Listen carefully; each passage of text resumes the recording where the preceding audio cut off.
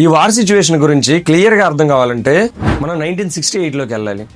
1968లో మనం న్యూక్లియర్ వెపన్స్ని ఇంకా డెవలప్ చేయకూడదు అని చెప్పి 190+ కంట్రీస్ గ్లోబల్ పీస్ కోసం నాన్ ప్రొలిఫరేషన్ ట్రీటీ అని చెప్పి ఒక ట్రీటీని సైన్ చేశాయి.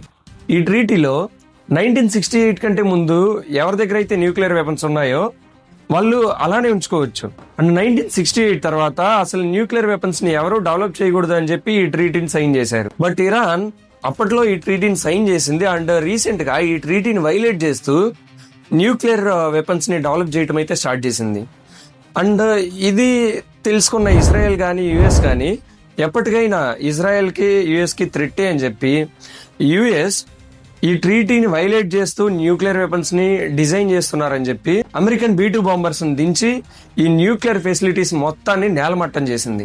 ఈ ట్రీటీ యొక్క రూల్స్ ని వైలేట్ చేస్తున్నారని చెప్పి B-2 బాంబర్స్ ని దించి మేము ఈ న్యూక్లియర్ ఫెసిలిటీస్ ని కూల్ చేసాం అని చెప్పడం యుఎస్ ఇదంతా ఫ్రంట్ ఎండ్ స్టోరీ, కానీ బ్యాక్ ఎండ్ స్టోరీ వేరే.